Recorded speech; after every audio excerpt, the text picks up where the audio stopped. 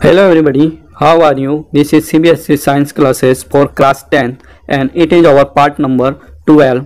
और इस पार्ट से पहले हमने कंबशन रिएक्शंस के बारे में पढ़ लिया था। कंबशन रिएक्शन जब होती है तो हमारे कार्बन के कंपाउंड CO2 और वाटर फॉर्म करते हैं और साथ में हीट एंड लाइट भी प्रोड्यूस होती है, ये हमने पढ़ लिया था। साथ में जो सेचुरेटेड हाइड्रोकार्बन्स होते हैं वे हमारे क्लीन फ्लेम के साथ जलते हैं और उनमें कोई धुआं उत्पन्न नहीं होता है, जबकि हमारे अनसेचुरेटेड हाइड्रोकार्बन सूटी फ्लेम के साथ, धुआंधार फ्लेम के साथ जलते हैं और वे ल्यूमिनस फ्लेम प्रोड्यूस करते हैं, यानी येलो फ्लेम प्रोड्यूस करते हैं। और जो हमारे सेचुरेटेड हाइड्रोकार्बन होते हैं वे ब्लू फ्लेम प्रोड्यूस करते हैं। तो ये आपके बहुत इंपॉर्टेंट यहाँ पर एक टॉपिक था। फिर हमने कोल और पेट्रोलियम कैसे बनते हैं इसके बारे में भी डिस्कस किया था। अब हम अपनी जो नेक्स्ट केमिकल रिएक्शन है उसके ऊपर आ जाते हैं। It is oxidation. हमारे जो कार्बन कंपाउंड्स होते हैं वे ऑक्सीडेशन रिएक्शन भी शो करते हैं। तो चलिए इसको हम शुरू करते हैं। You have learned about oxidation reaction in the first chapter. First chapter में हमने हमारे जो chemical reaction and equation chapter है उसमें ऑक्सीडेशन रिएक्शन के बारे में पढ़ा है कि किस तरह से कोई भी एलिमेंट ऑक्सीजन के साथ रिएक्शन करके अपना ऑक्साइड बना लेता है। ठीक है, ऑक्सीजन का जुड़ना हमारे लिए क्या कहलाता है? ऑक्सीडेशन कहलाता है। Carbon compounds can be easily oxidise on combustion. हमारे जो कार्बन के कंपाउंड्स हैं हाइड्रोकार्बन्स, वे ऑक्सीजन के साथ रिएक्शन करते हैं, कंबशन करते हैं और ऑक्सीडाइज हो जाते हैं। In addition to this complete oxidation we have reaction in which alcohols are converted to carboxylic acid. तो ये हमारी जो ऊपर हमने पढ़ी है कंबशन रिएक्शन, इसमें तो ऑक्सीजन के साथ रिएक्शन कर रहे हैं, ऑक्साइड में बदल रहे हैं, वह भी एक तरह की ऑक्सीडेशन रिएक्शन है। लेकिन इसके अलावा हमारे पास कुछ एल्कोहल होते हैं जो क्या करते हैं, एल्कोहल में आपको पता है पहले से एक ऑक्सीजन होता है, लेकिन एक ऑक्सीजन और जुड़ जाता है और वे कार्बोक्सिलिक एसिड में बदल जाते हैं। कार्बोक्सिलिक एसिड हमने अपने फंक्शनल ग्रुप में पढ़ा है, उसमें COOH होता है। ठीक है, मतलब 2 ऑक्सीजन होते हैं। तो यहाँ पर एक एक्टिविटी और दी गई है, इसको भी हम देख लेते हैं। Activity 4.5 take about 3 ml of ethanol in a test tube and warm it gently in a water bath. आपको 3 ml इथेनॉल लेना है टेस्ट ट्यूब में और इसको वाटर बाथ में गर्म करना है। वाटर बाथ का मतलब होता है आपको नीचे बीकर में पानी लेना होता है और उसके अंदर आपको ये जो टेस्ट ट्यूब है हमारी उसको डालकर गर्म करना है। ठीक है, डायरेक्टली हीट नहीं करते हैं, पानी के माध्यम से या गर्म पानी में उसको गर्म करते हैं, इसको कहते हैं water bath. Add 5% solution of alkaline potassium permanganate drop by drop to this solution. और इस इथेनॉल के अंदर 3 ml जो हमने इथेनॉल लिया है उसके अंदर क्या डालना है आपको? एल्केलाइन पोटेशियम परमैंगनेट डालना है। पोटेशियम परमैंगनेट हमारे लाल दवा होता है KMnO4, जिसको पानी को डिसइंफेक्ट करने के लिए उसमें डाला जाता है, जिस कारण से आपको नल का पानी कभी कभी कड़वा लगता है। तो ये एल्केलाइन यहाँ पर लिखा गया है। एल्केलाइन का मतलब होता है इसमें थोड़ा सा हम क्या डाल देंगे? बेस भी डाल देंगे, जैसे हमारे सोडियम हाइड्रोक्साइड या पोटेशियम हाइड्रोक्साइड होता है वह भी थोड़ा सा इसमें डाल देते हैं, तो ये हो जाता है alkaline potassium permanganate. Does the color of potassium permanganate persist when it is added initially? तो क्या पोटेशियम परमैंगनेट का कलर जो कि लाल होता है वह वैसा ही रहता है जैसे हम इसको ऐड करते हैं? Why does the color of potassium permanganate not disappear when excess is added? तो पोटेशियम परमैंगनेट जो है इसका कलर रेड ही होता है, लेकिन यदि हम ज़्यादा मात्रा में पोटेशियम परमैंगनेट डाल देते हैं तो उसका कलर यहाँ पर डिसअपियर नहीं होता है। तो आप इस चीज़ को यहाँ रिएक्शन के रूप में देख सकते हैं। ये हमारा इथेनॉल है, 2 कार्बन है हमारे और हाइड्रोक्साइड ग्रुप जुड़ा हुआ है, तो ये हमारा बन गया ethanol, ethane plus all ethanol. इसको हमने पहले फंक्शनल ग्रुप में पढ़ा है। और इसमें यदि हम एल्केलाइन KMnO4 या एसिडिफाइड K2Cr2O7 डालते हैं, ये क्या है? हमारे एल्केलाइन पोटेशियम परमैंगनेट और एसिडिफाइड K2Cr2O7 पोटेशियम डाइक्रोमेट, ये हमारे ऑक्सीडाइजिंग एजेंट है।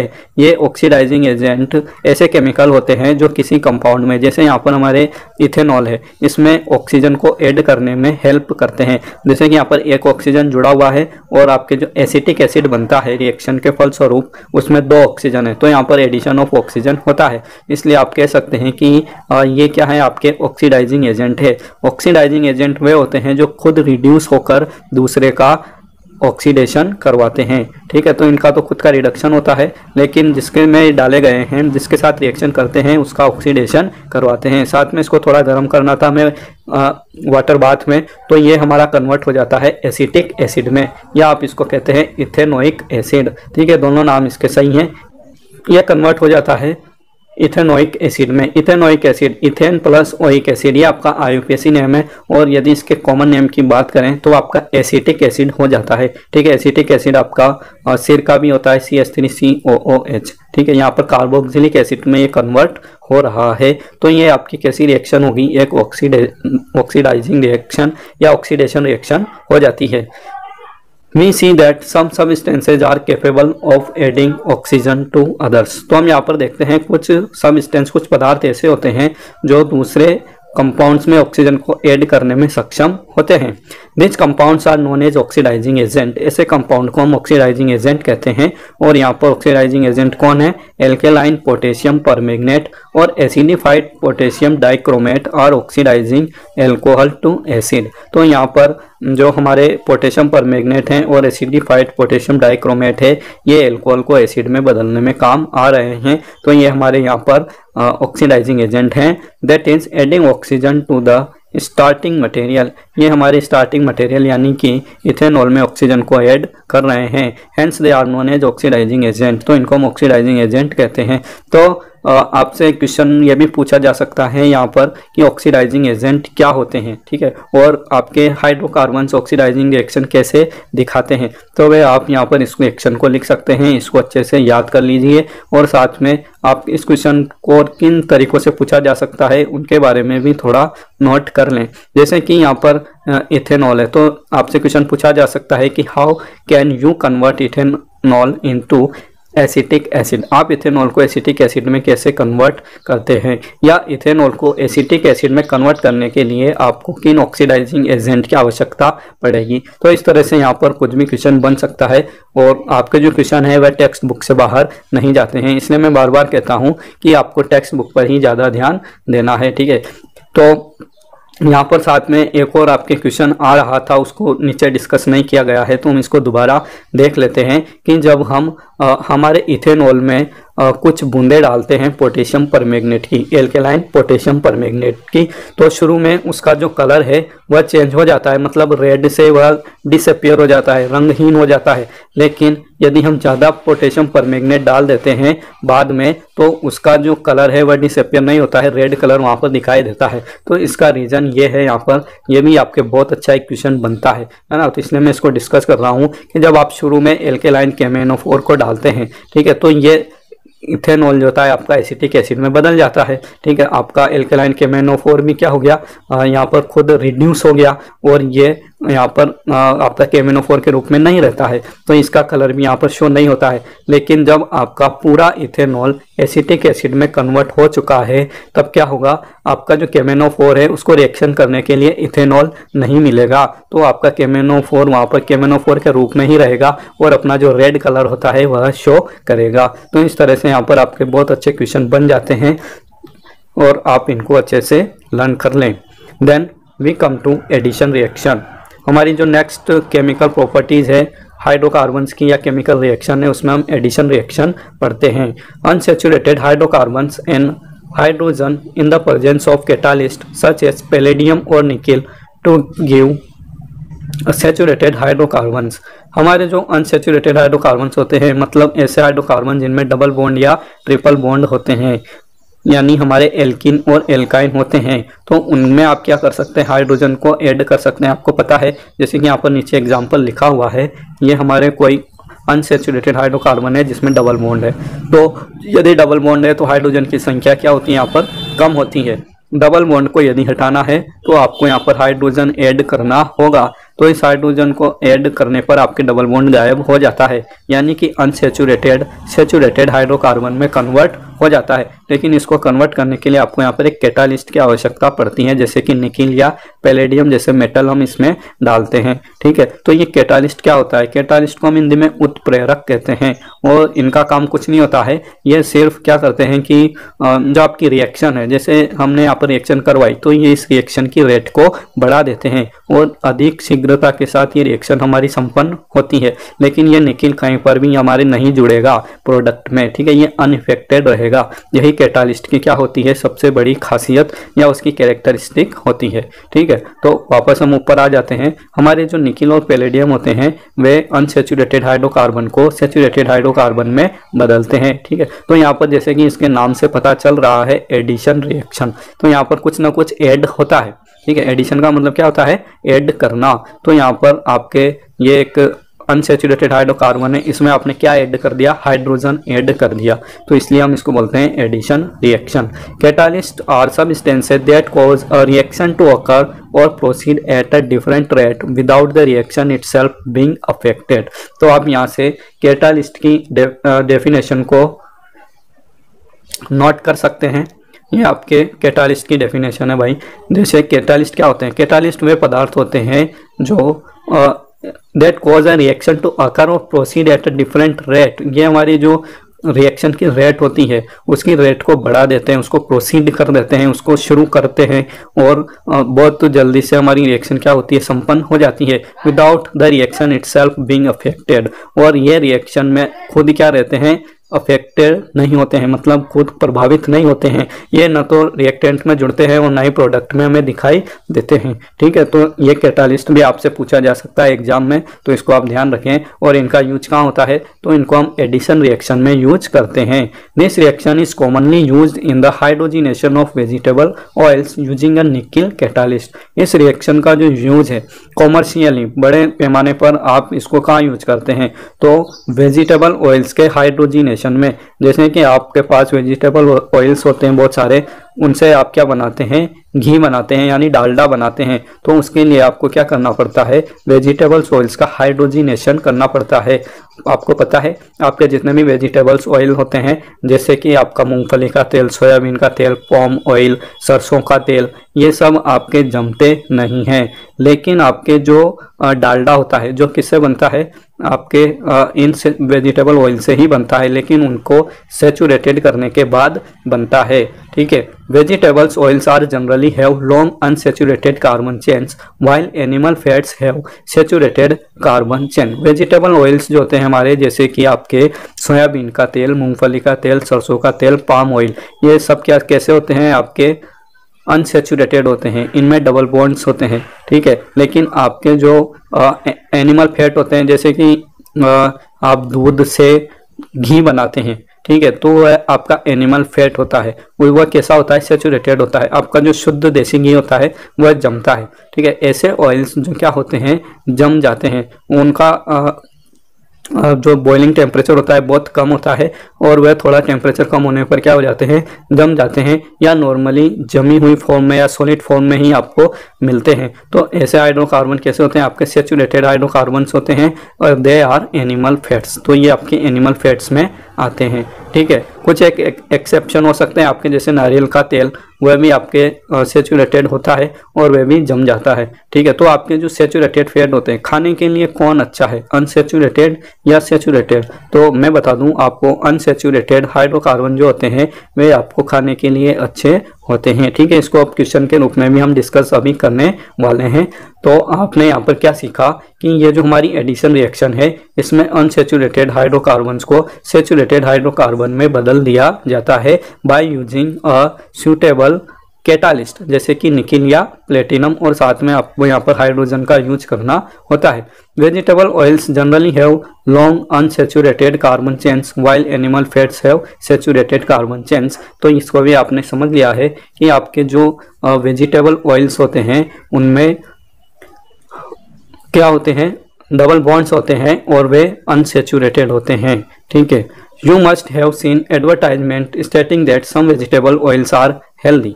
तो आपने एडवर्टाइजमेंट विज्ञापन देखे होंगे कि आपके वेजिटेबल ऑयल्स जो होते हैं वे हेल्दी होते हैं, स्वास्थ्य के लिए अच्छे होते हैं क्योंकि वे अनसेचुरेटेड होते हैं। Animal fats generally contain saturated fatty acid which are said to harmful for health. और आपके जो एनिमल फैट होते हैं वे कैसे होते हैं, उनके अंदर आपके लो डेंसिटी लिपिड्स पाए जाते हैं LDL, तो उसके कारण वे क्या होते हैं, हमारी हेल्थ के लिए हार्मफुल होते हैं और वे कोलेस्ट्रॉल बॉडी के अंदर बढ़ाते हैं। Oils containing unsaturated fatty acid should be chosen for cooking. तो आपके जो ऐसे ऑयल जिनमें अनसेचुरेटेड फैटी एसिड होते हैं उनको आपको कुकिंग करने के लिए चूज करना चाहिए। तो आपके जो एडिशन रिएक्शन है इसको मैं आपको और अच्छे से दूसरे डायग्राम में समझा देता हूँ। तो आप यहाँ पर देख सकते हैं ये आपके CH2 डबल बॉन्ड CH2 है, मतलब इथीन है, ठीक है। ये हमारा क्या है, अनसेचुरेटेड हाइड्रोकार्बन। इसमें आपने हाइड्रोजन ऐड किया, साथ में किसकी प्रेजेंस में, निकिल की प्रेजेंस में, और इसको हीट किया 473 केल्विन पर। तो ये हमारा कन्वर्ट हो जाता है इथेन में, मतलब इसमें जो डबल बॉन्ड था वह गायब हो जाता है, हमारा इथेन में कन्वर्ट हो जाता है, ठीक है। तो ये क्या हो गई, आपकी एडिशन रिएक्शन हो गई, क्योंकि इसमें 2 हाइड्रोजन थे और वे 3 हाइड्रोजन में कन्वर्ट हो चुके हैं, मतलब एक एक हाइड्रोजन दोनों कार्बन के साथ जुड़ चुका है। इसी तरह से आप नीचे देख सकते हैं आपके ये इथाइन है, ठीक है, CH ट्रिपल बॉन्ड CH। तो यहाँ पर आप 2H2 ऐड कर रहे हैं और यहाँ पर प्लेटिनम या पैलेडियम का यूज होता है कैटालिस्ट के रूप में, ठीक है। ये आपका क्या है, इथाइन, और ये कन्वर्ट हो जाता है आपके इथेन में, ठीक है, CH3 बॉन्ड CH3, मतलब ये आपके सेचुरेटेड हाइड्रोकार्बन में कन्वर्ट हो चुका है और इसको आप C2H6 के रूप में भी लिख सकते हैं, ठीक है। तो ये आपकी एडिशन रिएक्शन होती है और जनरली आपके जो क्वेश्चन बनता है इसमें एडिशन रिएक्शन में वह इस तरह से बनता है कि आप एडिशन रिएक्शन का कॉमर्शियली किस तरह से यूज करते हैं, कहाँ यूज किया जाता है। तो एडिशन रिएक्शन का यूज आप वनस्पति घी बनाने में यूज करते हैं, जैसे कि आपने अभी देखा है अपनी टेक्स्ट बुक में।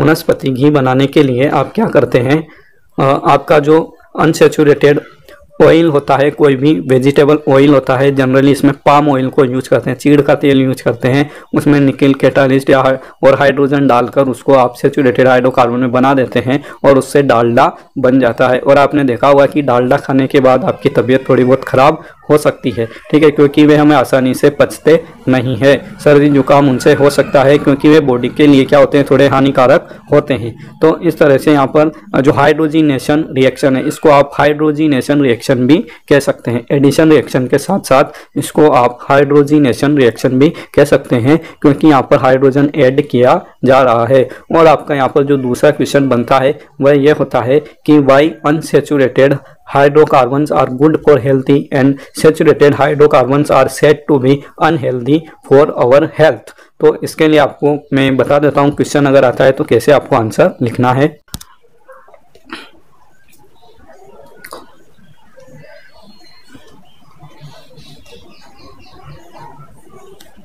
तो आप देख सकते हैं यहाँ पर आपके लिए क्वेश्चन लिखा गया है, वाई सेचुरेटेड फैट्स और वनस्पति घी आर हार्मफुल फॉर पीपल। आपके जो सेचुरेटेड फैट होते हैं या वनस्पति घी होते हैं इनको हार्मफुल क्यों कहा जाता है, इनको क्यों नहीं खाना चाहिए। वनस्पति घी आपके डालडा को बोलते हैं। Saturated carbon chains present in saturated fats like vegetable ghee increase the level of bad cholesterol. तो ये हमारे जो सेचुरेटेड फैट होते हैं वनस्पति घी जैसे, इनके अंदर क्या होता है, LDL होता है, लो डेंसिटी लिपोप्रोटीन्स होते हैं, ठीक है। तो ये क्या करते हैं, आपके बॉडी के अंदर ब्लड के अंदर कोलेस्ट्रॉल, जो आपके बैड कोलेस्ट्रॉल होता है LDL, उसको बढ़ा देते हैं in blood which stick to the walls of the arteries and causes coronary heart disease. ये जो आपके लो डेंसिटी लिपोप्रोटीन होते हैं ये ब्लड की आर्टरीज में चिपक जाते हैं क्योंकि इनमें चिपकने की थोड़ी क्षमता होती है। तो आपकी ब्लड आर्टरीज में चिपक जाएंगे तो ब्लड का फ्लो अच्छे से नहीं हो पाएगा और इस तरह से आपको कोरोनरी हार्ट डिजीज हो सकती है, मतलब हार्ट की प्रॉब्लम्स यहाँ पर हो सकती है। इसलिए क्या कहा जाता है कि सेचुरेटेड फैट या वनस्पति घी को कम से कम यूज करना चाहिए। ओके, तो आपने यहाँ पर एडिशन रिएक्शन को भी पढ़ लिया, समझ लिया। अब हम आते हैं अपनी नेक्स्ट रिएक्शन पर, that is substitution reaction. Substitution का मतलब होता है किसी एलिमेंट की जगह कोई नया एलिमेंट आकर जुड़ जाना, ठीक है, उसको हम कहते हैं सब्स्टिट्यूशन या प्रतिस्थापन अभिक्रिया। ठीक है, किसी जगह किसी एलिमेंट की जगह कोई नया एलिमेंट आकर जुड़ता है तो उसे आप सब्स्टिट्यूशन कहते हैं। Saturated hydrocarbons are fairly unreactive and are inert in the presence of most reagents। आपके जो सैचुरेटेड हाइड्रोकार्बन्स होते हैं, मतलब जिनके अंदर सिर्फ और सिर्फ सिंगल बॉन्ड पाए जाते हैं, वे क्या होते हैं, कम रिएक्टिव होते हैं और ज़्यादातर रिजेंट्स की या केमिकल्स की प्रेजेंस में वे अनरिएक्टिव होते हैं, इनर्ट होते हैं। However in the presence of sunlight chlorine is added to hydrocarbons in a very fast reaction. लेकिन यदि वहाँ पर सनलाइट प्रेजेंट होती है तो क्लोरीन, जैसे हमारे हेलोजन होते हैं, फ्लोरीन, क्लोरीन, ब्रोमीन, आयोडीन, इनको आप हाइड्रोकार्बन से अच्छे से जोड़ सकते हैं। Chlorine can replace the hydrogen atoms one by one. तो यहाँ पर क्लोरीन क्या करता है, एक एक करके हाइड्रोजन एटम को रिप्लेस करता जाता है और उसकी जगह जुड़ता जाता है। It is called a substitution reaction because one type of atom और a group of atom takes place of another. इसको हम सब्स्टिट्यूशन रिएक्शन कहते हैं क्योंकि यहाँ पर एक एटम या ग्रुप ऑफ एटम है ना, एक एटम यहाँ पर जुड़ता है और उसकी जगह दूसरा एटम क्या होता है, हट जाता है। तो एक एटम हटता है और उसकी जगह दूसरा एटम जुड़ जाता है, इसलिए हम इसको क्या कहते हैं, सब्स्टिट्यूशन या प्रतिस्थापी अभिक्रिया कहते हैं। A number of products are usually formed with the higher homologies of alkenes. तो यहाँ पर जो आपके होमोलॉगस सीरीज हमने पढ़ी है एल्केन्स की, सैचुरेटेड हाइड्रोकार्बन्स की, उनमें ये आपको देखने को मिल सकती है। जैसे कि आपने सबसे सिंपल हाइड्रोकार्बन लिया है यहाँ पर मीथेन CH4। ठीक है, CH4 आपका सबसे सिंपल हाइड्रोकार्बन होता है। तो इसमें यदि आपने सनलाइट की प्रेजेंस में इसको रखा और साथ में क्लोरीन गैस इसको आपने प्रोवाइड करा दी तो यहाँ पर CH4 Cl2 में क्या हो जाएगा, एक हाइड्रोजन हट जाएगा और यहाँ पर CH3Cl बन जाएगा प्लस HCl और एक हाइड्रोजन जो है आपके दूसरे Cl के साथ जुड़ जाएगा। तो ये हो गया हमारा क्लोरोमीथेन। आप इसको क्या बोलेंगे, क्लोरोमीथेन। हमने पहले फंक्शनल ग्रुप्स के नोमेनक्लेचर पढ़े हैं। तो क्लोरीन हमारा क्या है, एक हेलोजन है और हेलोजन के लिए आप क्या यूज करते हैं, प्रीफिक्स यूज करते हैं, जैसे फ्लोरो, क्लोरो, ब्रोमो, और आप उसको आपके हाइड्रोकार्बन के नाम के आगे जोड़ते हैं। तो ये हो जाएगा हमारा क्लोरोमीथेन। मीथेन किस लिए बोला, क्योंकि यहाँ पर कार्बन एक है, तो ये हो गया हमारा क्लोरोमीथेन। ठीक है, और साथ में आपके HCl बना क्योंकि एक हाइड्रोजन हटा तो वह दूसरे क्लोरीन के साथ यहाँ पर जुड़ जाता है। तो इस तरह से आपकी यहाँ पर रिएक्शन होती है। और यदि आप दोबारा CH3Cl की रिएक्शन Cl2 के साथ कराते हैं तो यहाँ पर CHCl2 बन जाएगा, मतलब क्लोरीन की संख्या 2 हो जाएगी। ठीक है, तो इस तरह से रिएक्शन आगे बढ़ती रहती है। 1 बाय 1 हाइड्रोजन के एटम हटते जाएंगे और क्लोरीन जुड़ते जाएंगे। ठीक है, तो इसको मैं आपको एक दूसरे तरीके से यहाँ पर समझा देता हूँ नोट्स के रूप में। तो यहाँ पर आप देख सकते हैं हमने जो क्लोरोमीथेन बनाया था अभी सनलाइट की प्रेजेंस में, यदि वहाँ पर और क्लोरीन और सनलाइट उसको दी जाएगी क्लोरोमीथेन को, तो वह आपके CH2Cl2 में कन्वर्ट हो जाएगा, मतलब एक क्लोरीन और जुड़ जाएगा और एक हाइड्रोजन और हट जाएगा। ठीक है, एक सब्स्टिट्यूट और वहाँ पर आ जाएगा आपके हाइड्रोजन की जगह और ये बन जाएगा डाइक्लोरोमीथेन। इसको आप मिथाइलिन क्लोराइड भी बोल सकते हैं। ठीक है, साथ में आपके HCl भी फॉर्म होता है। फिर यदि आप डाइक्लोरोमीथेन पर और सनलाइट और क्लोरीन प्रोवाइड कराते हैं तो आपके एक और क्लोरीन यहाँ पर जुड़ जाता है और एक और हाइड्रोजन हट जाता है और ये बन जाता है CHCl3 यानी ट्राइक्लोरोमीथेन। ठीक है, एक क्लोरीन के लिए आप क्या लिखते हैं, क्लोरोमीथेन। 2 क्लोरीन के लिए क्या लिखते हैं, डाइक्लोरोमीथेन। और 3 क्लोरीन के लिए क्या लिखेंगे, ट्राइक्लोरोमीथेन। तो और साथ में आपके HCl भी यहाँ पर बन रहा है क्योंकि एक हाइड्रोजन हटेगा। यहाँ पे 2 Cl थे, एक Cl यहाँ जुड़ गया और एक Cl हाइड्रोजन के साथ जुड़ गया। तो ये हो गया आपके HCl प्लस CHCl3।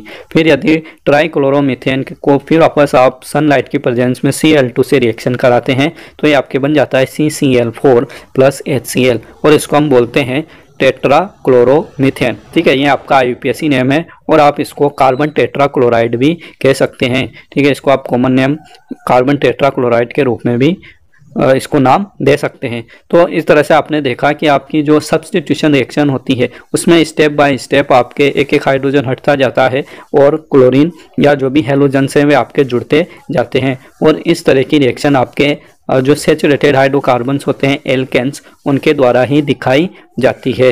ठीक है, तो चलिए हम वापस अपनी टेक्स्ट बुक पर चलते हैं।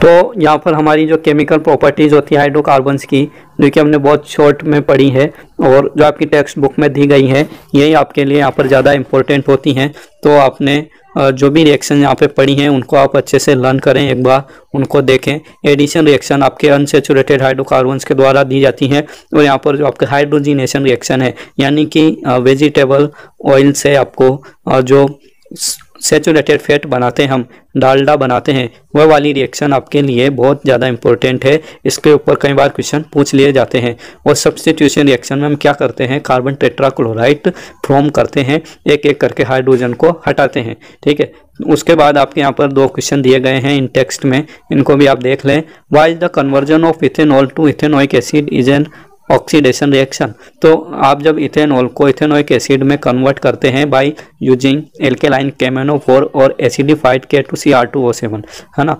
तो एल्केलाइन पोटेशियम परमैंगनेट या एसिडिफाइड पोटेशियम डाइक्रोमेट को यूज करके आप क्या करते हैं, इथेनॉल को इथेनोइक एसिड में बदलते हैं। तो यहाँ पर आप देखते हैं कि ऑक्सीजन में इथेनॉल में 1 ऑक्सीजन होता है और इथेनोइक एसिड में 2 ऑक्सीजन होते हैं। तो यहाँ पर ऑक्सीजन इसके साथ जुड़ जाता है, इसलिए आप इसको क्या कहते हैं, ऑक्सीडेशन रिएक्शन कहते हैं। साथ में दूसरे क्वेश्चन में पूछा गया है, अ mixture of oxygen and ethyne is burn for welding. आपके जो ऑक्सीजन होते हैं और इथाइन होते हैं, इसको आप वेल्डिंग, आपकी गैस वेल्डिंग होती है।